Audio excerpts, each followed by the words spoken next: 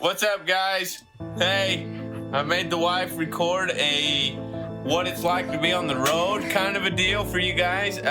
She did a little perspective of what it's like while I'm gone to work, So this video is about me and what I don't like about being a welder's wife. I actually really love everywhere we go, I make a friend. It's always nice to have someone who understands what you're going through. Don't be a brat about it. Help them through it. Don't just be like, oh, you're fine, toughen up. Talk things through.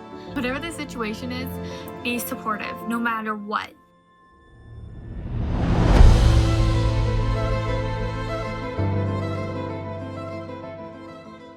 One of our hardest moments, and was even when we were putting ourselves through that test to know that, like, we are on the same team. You have to be on the same team as your spouse because you have to support them. No matter if it hurts you or, like, takes away from your normal lifestyle, you have to support your spouse because your spouse, your family is what you need to focus on. And so you have to be a team. And we've had a lot of moments, even now, that you have to. Okay, guys, welcome back to another episode of Schofield Welding. I have my wife with me. I'm really excited about. So, a long time ago, we did a video on what it was like to be a traveling wife. Well, we have basically from that time when we started building that video to now, a lot has changed. And so I'm gonna have Eliza kind of talk to your guys' girlfriends, your guys' wives, if you're looking into getting into the welding industry or you wanna travel for work or whatever. This is kind of some of the things to expect when you're getting ready to do this as a wife, basically. So what was it like when we first started, love? Definitely a different aspect of what you thought it was going to be. It was hard to adjust to being somewhere different all the time. Because most people, when you think about starting a relationship or being married, you're going to be together 24/7. And it definitely wasn't like that. I remember we were together, we lived together for a year before, but right when we got married, you went one way and I went the other, and we lived separately for like 6 months. I forgot about that. Yeah. But like at the beginning of when she moved in with me, I was living in a fifth wheel at the time.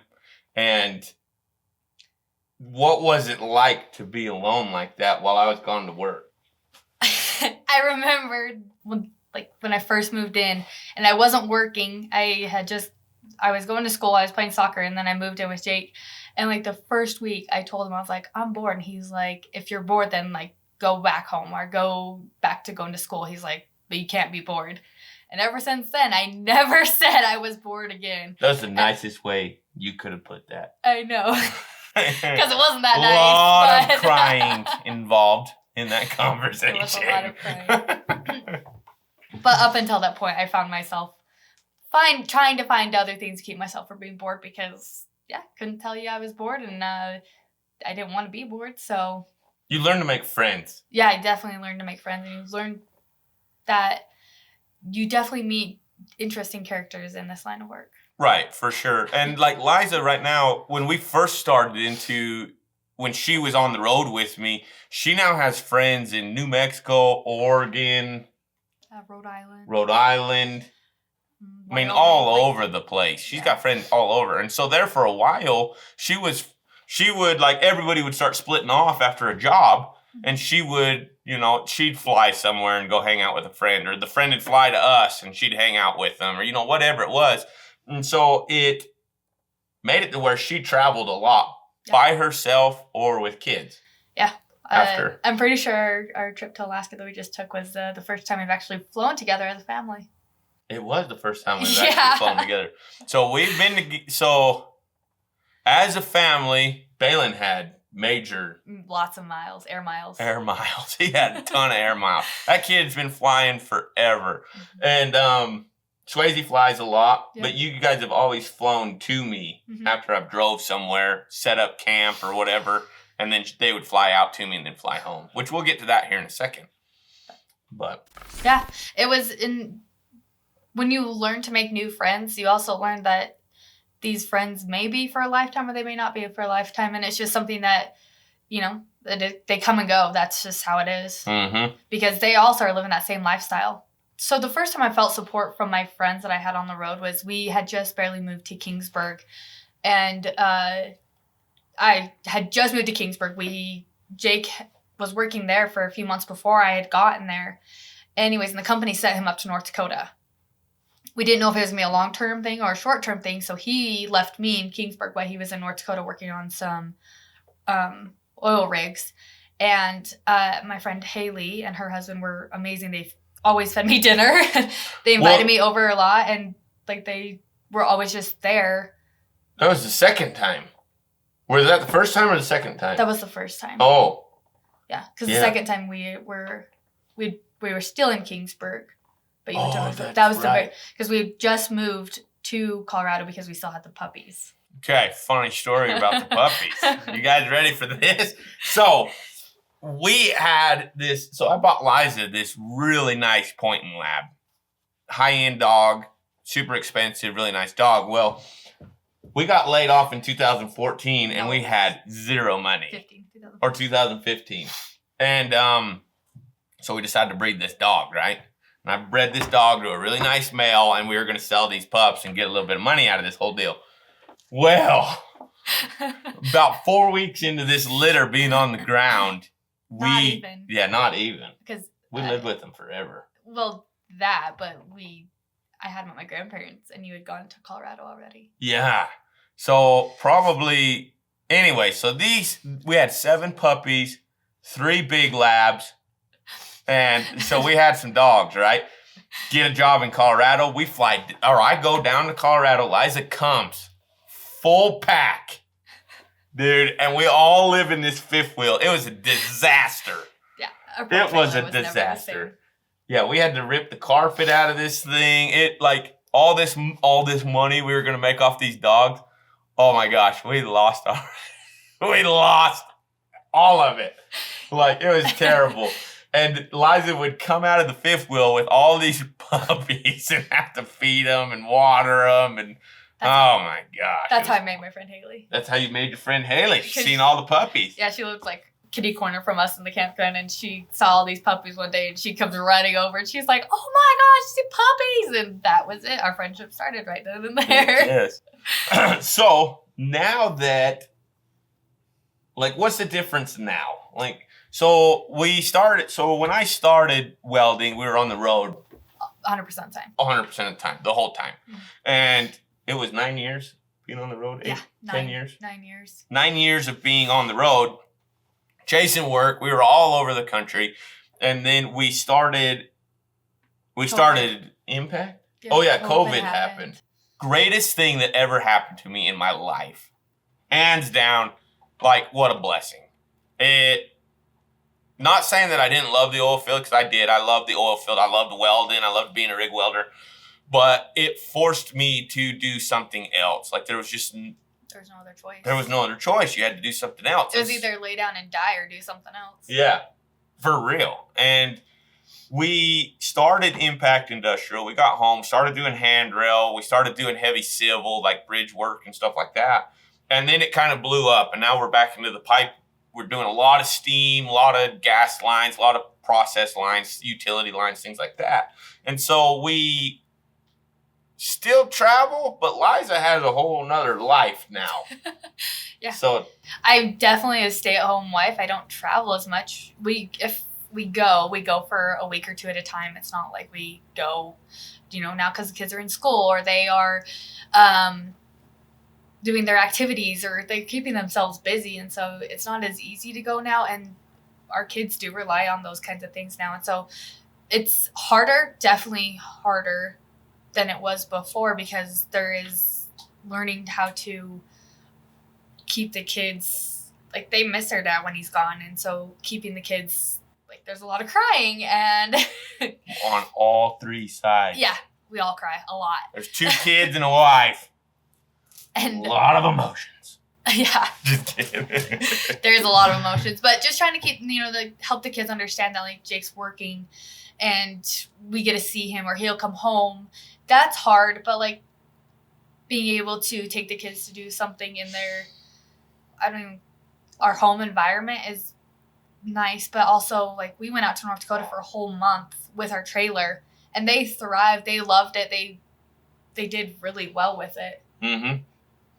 Yeah. So, but the difference is like we are home based. We have set things that we already do. I do. Like I have friends that are here. And so it's honestly, there's not a lot of difference in the lifestyle now and the lifestyle that we lived then, because you're still like, yes, you rely on your husband, but you also rely on your friends to keep you emotionally sane. So one question though is, because I can see wives on here being like, well, all they're doing is partying the whole time. Oh. You know? So how do you deal with the boys going out and we going out and eating and we're, you know? You deserve it. You've worked your ass off. You've sat and you've worked all day and you've worked consistently. Like, for example, for when you were in North Dakota, you worked 7 days a week for 13, 14 hours a day. You deserve to go out and eat. You deserve to go out and have that free time. It's not that you don't, and you can't just sit at the hotel, because if you're just sitting at the hotel or you're sitting at the trailer, you're going to go crazy. Yeah. And so you have to, that's when you have trust in your partner. If you have trust in your partner, there's nothing you have to worry about. I don't worry. Sure. I think I've watched a lot of wives that get really upset and they think that, you know, all the times that they talk to their husband, they're out with the boys, right? They're out getting dinner. They're out whatever they're doing. And the one day they have off, if we get a day off, like we worked 7/12, 7/14 for 17 weeks or something like that. And so it was a ton. It was so much freaking work. And so the one day you get off, I mean, you're going to go do something. Yeah. And then you see wives and stuff get super jealous, and then it makes it really hard on the guy that's on the road trying to make it happen, right? So. Yeah, I've had a lot of friends come to me and be like, oh, listen, my husband's working, and like I'm upset because when he's working, he's going out and he's eating, and he's just, you know, he can go to the hotel and he can just sleep, and he's not having to worry about the kids or getting, you know, bedtime routines or dinner or whatever your normal life looks like. And so, but you have to, there's multiple times where I've had to sit down and explain to them that, like, yes, yeah, that sucks. And don't get me wrong, it's hard. But they also can't just work their lives away, or they can't sit in a hotel, because that's when they start going like crazy, and they just like, that's when it is hard for them. And you don't want it to be hard for them, because it is already hard for them to be on the road and doing what they are doing. But you can't make it harder for them. And so you have to get tough as the wife or the spouse or the girlfriend, whatever that looks like for you, your partner. You have to be tough for your partner. And I'm not trying to be rude, but this is not a lifestyle for everybody. A traveling lifestyle is not for everybody. And if you are considering it, you have to be tough. Like real tough. Because being on the road and working, like if your husband or boyfriend is a derelict, then freaking, you know, then you got issues. Then maybe you should not go on the road, okay? But if you have a good relationship and you're trustworthy and you can be left alone and you know that, you know, nothing's fixing to happen, then being on the road is a good life, but not all situations are the same. Like, yes, there is probably some situations where, you know, might not be all that trust in your spouse, but that's when you guys have to work through that situation yourselves. Mm-hmm. Because if that's the only way you can go and out and make a living and make sure that your family has a good life, you have to have that trust. For sure, 100%. But also for the spouse, you can't take advantage of that trust as well. Amen. You do it one time, and you will forever be hounded for the rest of your welding career. So, anyways. Sure. What else? What else, Cabe? What else, Cabe? What would you want me to tell Julia? One piece. Repeat it. Oh, so Cabe, our fearless leader, Cabe, he's getting ready to get married, and his girlfriend has not been around this lifestyle, and it's hard for me to how would I say that? Like, it's hard for me because I grew up in this lifestyle. My dad's a welder. He was gone a lot and we were left home with my mom. And so when I got into this lifestyle, it wasn't something that was completely new, but mentally and emotionally was new because it was also me being in my mom's shoes that like there was a lot of things that I didn't realize that she had to deal with. So, but for someone that is coming into this lifestyle, I would just say that like you need to have trust and you guys need to have a great relationship and you need to be open. Don't hide your feelings. Let them know how you're feeling and work through it. Learn to make friends. Yeah. Like for real. Being on the road, if you have no friends, it's tough. It is tough and like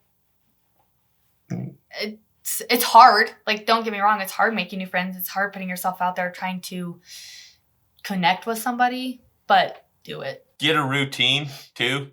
That was another thing that helped you a lot. Is Yeah. you would go to the gym and then like. Yeah, like, or even if I didn't have the gym, I would be like, I'd walk around the campground, make sure I got a workout in or whatever that looked like. And that's how I met some of the ladies that I was friends with over the periods of time, is because they would also be out walking around the campground with their kids or animals or whatever that looked like for them, and then be like, oh, hey, would you like to walk together? Yeah, why not? You know, or the same thing, like there was most of my friends actually didn't come from the same industry. They weren't welders' wives. They were actually lineman wives, but they lived the same lifestyle that we do. And so there's always Facebook groups. There's groups that you can join and be like, hey, we're in this area. Is there anybody else in this area? And that's how I connected with a lot of people, is just being like, hey. And then there was a lot of, when we were in Greeley, they would do activities like once a week, be like, hey, we're going to go do this, that, and the other thing. Or, hey, we're going to meet up here for lunch. Or we're going to do, you know. So there's so many different ways that you can reach out and connect with people in the area, in your same or not in your same line of work. Yes. And the other thing is, don't stay in your pajamas all day. Yes. That's a depressing thing for anybody. Yeah. Even if it is just getting up and doing your hair or getting up and doing your makeup, like you have to get up and you have to do something with yourself, because or if it is going to the gym and working out, you have to do something for yourself. Don't play the pity game. Don't be like, oh, me, oh my, like I'm all alone. My husband works all day. No. That's when you take it in your own hands, go to the gym or get ready and go do something. Even if it is just going to go grocery shopping, put yourself together, make yourself feel good about yourself, because you have to have confidence in yourself when you're trying to build a friendship, or even making friends or doing something for yourself. You have to have confidence in yourself. And I know for a fact that I lost confidence in myself for a period of time, and it was very hard for me to get out of the trailer. But when I started doing like my hair and my makeup and going out to go grocery shopping, it made me feel better. And you have to give yourself that kind of joy, even if it is that small, simple. Mm-hmm. The life of traveling. So Jake loves talking about emotions. It's one of his favorite things to talk about. But I love it, because this is the face I put on. Yeah. When I say there's a lot of crying, there's a lot of crying. But emotions are something that are expected in a new environment, in a new situation that you find yourself in. You're going to go through all emotions in the book. You're going to go through loneliness. You're going to go through joy, happiness. You're going to go through, and it's not even like depression at all. Like there's no, I don't suffer from depression, but you go through every emotion in the books, and it's hard knowing how to deal with them, especially when you're by yourself. You know, you're not close to your family, you're not close to your normal friends, you're close to your normal routine. So you have to take those emotions and be like, why am I feeling this emotion? And I don't know how you would say this, but like you have to be very connected to yourself to know like, why am I feeling sad? Oh, I'm lonely, I don't have anybody to hang out with, or like I don't. And then fix it. Yeah, you have to fix it. You can't just like literally lay down and die. You have to make sure that you are like you have to know why you're feeling this emotion. Like, why are you sad, or why are you happy? Like, what is making you happy out here? Oh, I have made some friends, or like they're keeping me busy, or, you know, like for one of my friends, she was in an area where there was no other Welding Wives, but she found joy in going kayaking and hiking and, you know, taking her dog out to the lake and going swimming and spending that time at the lake. And so there's so many things that you can do to bring yourself joy. You just have to be able to be connected with yourself. And I know that Jake loves talking about emotion, so. I'm so connected to myself. Yeah. But it's hard. Like, it's hard trying to figure out. Keep going. That's the opening B-roll shot right there. Oh. It's not that dang hard. It's really not. Freaking, if you're feeling sad, fix it. If you're feeling bored, fix it. Just get tough. Get tough. So. Oh, the wives are like, you're getting off this guy's YouTube channel. This guy's too aggressive. I can tell you, though, now, and even in the last few years, my answer has definitely changed. From what? Like, I could tell, like, when we were traveling, be like, yes, do it. Like, love it. I lived that lifestyle. I loved it. And I still love it. Like, I am always game to go back into the trailer. So that's always like, Jake's like, what do you want to do? What's our next step? I'm like, so we can go back to the trailer. We can, I do. I love it. Fifth wheel living. She loved it. We've gone so many places and done so many cool things and given, like, our kids have had so many cool experiences just because of our lifestyle. Yeah. And I would still tell, if you're going to try it, at least try it. Try it. What about for older kids? I have so many friends that have older kids that are traveling. They homeschool. Hooked on phonics, baby. They homeschool. They find, you know, whatever area that they're in, they find activities for their kids to go to. Always look at a public library or a rec center in your area because there's so many cool things that they put on. Like, that's where, when Balin was little, that's where we found all the activities to go to. We would go to story time at the library, or they would do yoga. We would go to the rec center. They would do swim lessons. They would do toddler swim time. You know, and there's always different ways to, like, just look at the, it's like a chamber of commerce, and they tell you what is open to the public. And if you don't feel like sharing it, you can say pass. Don't hate me if I cry. I'm going to say I can see it watering up. One of our hardest moments, and it wasn't even when we were on the road, it was just putting ourselves through that test to know that, like, we are on the same team. You have to be on the same team as your spouse because you have to support them. No matter if it hurts you or, like, takes away from your normal lifestyle, you have to support your spouse because your spouse, your family is what you need to focus on. And so you have to be a team. And we've had a lot of moments, even now, that you have to show each other that, like, even if you don't agree or if you don't think it's going to work out, you just have to be supportive because that's just how it has to be. You have to be supportive.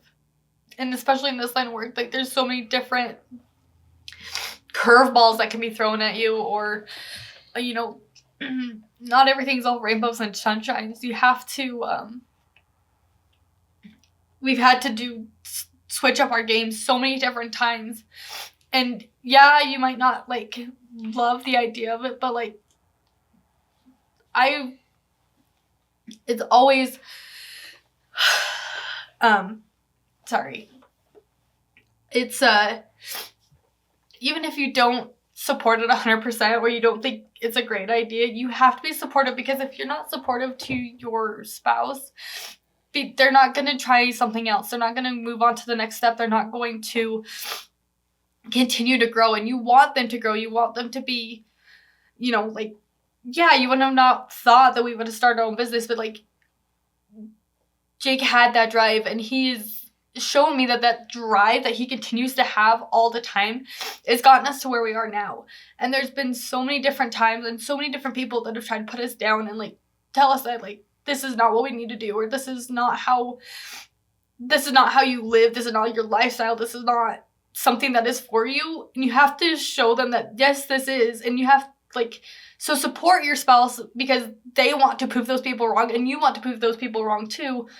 And to show them that, like, you are 100% committed to what you're doing, you have to be supportive. You have to be a team player. I know exactly what moment she's talking about because I've lived it. Mm-hmm. 2015 is when everything kind of went down for us. Yeah. And that was our first recession, like first oil crash that we ever went through. And holy cow, I had spent. I was living the pipeliner life, right? I had a new truck, I had new welding beds, I had a custom SA200. I lived that life. And man, it bit me so hard. And 2015, we got laid off. Well, we just got married. Oh, and we'd gotten married in August of 2015. Yeah, and I'd left. You went to Vail. Yeah. I was in Vail, Colorado doing a bridge. That was the last welding job I did for a year. Yeah.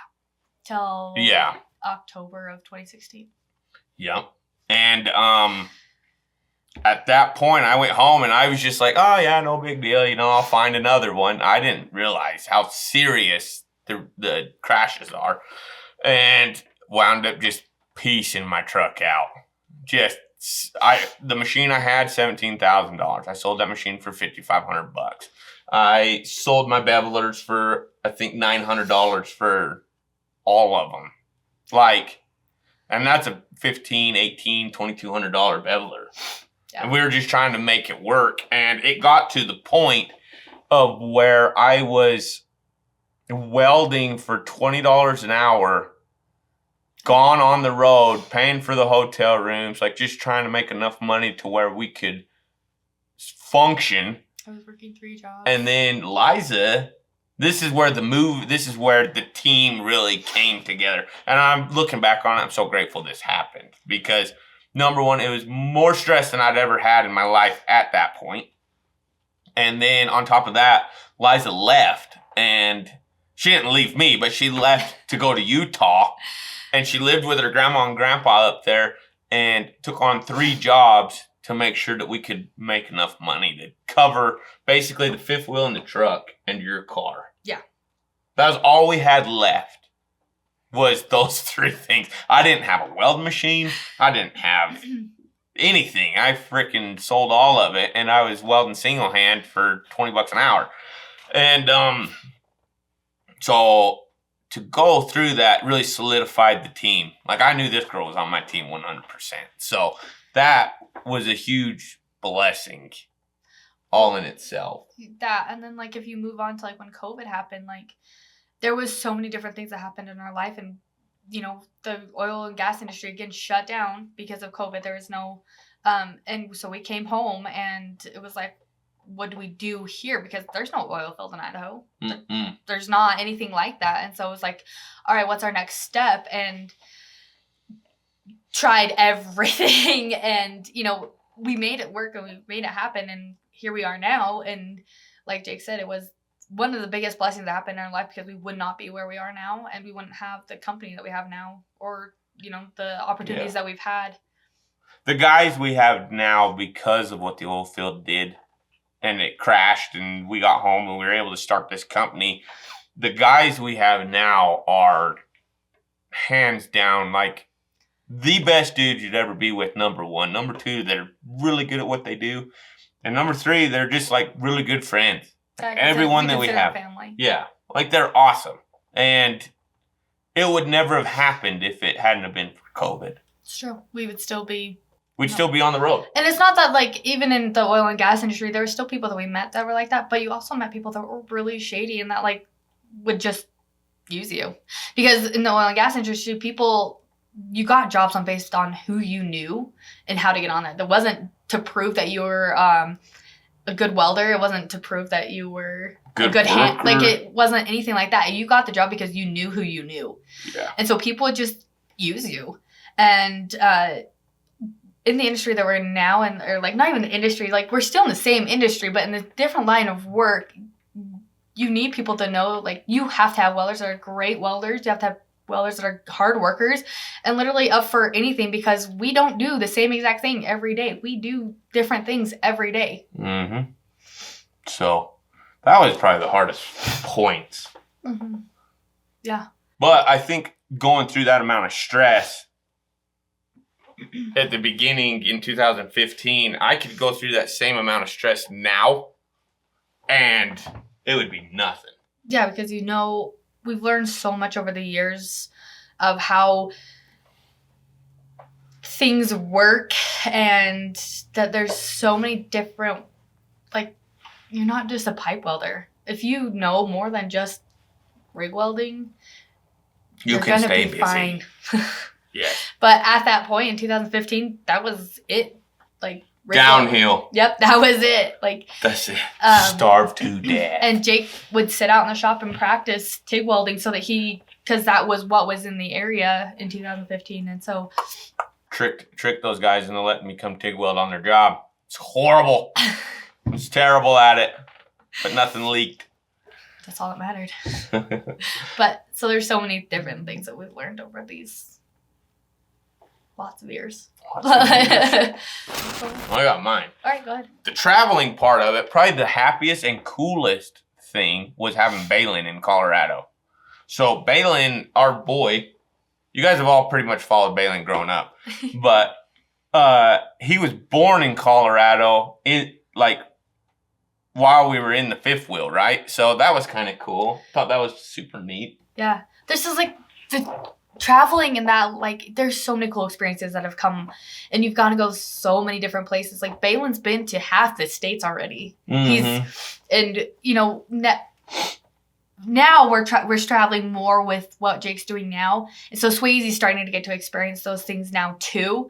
But like, there's so many cool experiences that you can get from traveling, but there's also so many cool experiences that, like, we still get to experience the same things that we did when we were traveling and doing that lifestyle, even now that we're home based, because we still got to go out to wherever. We've been to 4 states this year, Mm-hmm. or last year. Mm-hmm. And so, like, the kids are still going to experience all those cool things, and so do we. And so nothing's really changed because you still get those experiences. So even the traveling or staying at home, you're going to get great experiences if you even just Try. Yeah. I don't know. I thought that was a cool experience. And then being home. Swayze was born in the same hospital I was born in. Yeah. So that was cool. Yeah, and it's like, there's so many cool experiences that you can get from both. Oh, yeah. So you just have to look at the good. You always have to look at the good in any experience or any situation that you find yourself in. So to wrap it up, let's, how was I going to wrap that up? I don't remember. I don't know. I was just getting ready. You're I had it getting all ready? in my head. Yeah. All right, think about it. All right, so for all the wives out there, it's all about how you handle the situation. Wives, boyfriends, girlfriends, husbands, whatever. It's all in how you handle the situation. It's basically you can make good of anything, and it's really 100% up to you. So that's kind of what I got. I'm going to leave you with this. Be a team player. Yeah, 100%. Both sides. Yep. So. Yeah, not just the spouse, not even just the wife supporting the husband, but the husband has to support the wife as well. And I'm sorry, I'm an ugly crier, so sorry you had to see that. All right, you guys, everybody, have a good rest of your day. Be blessed, and we'll talk to you here in a bit. See ya. So if you guys, or if your girlfriend's wife, spouses have any more questions, drop them in the comments so that we can do more videos on this. We're gonna have our guys ask their wives, girlfriends, and spouses if they have any questions or what they would want answered. So really, honestly, I want to be able to share with you guys the authenticity of this whole thing, because it's not always rainbows and sunshines, but there is so many rainbows and sunshines about being a welder's wife and traveling or not traveling or being able to go wherever it is. So let us know. We're always here to answer any of your guys' questions. So thank you and have a good day. I'm not as good as Jake at the ending, so. It's all good.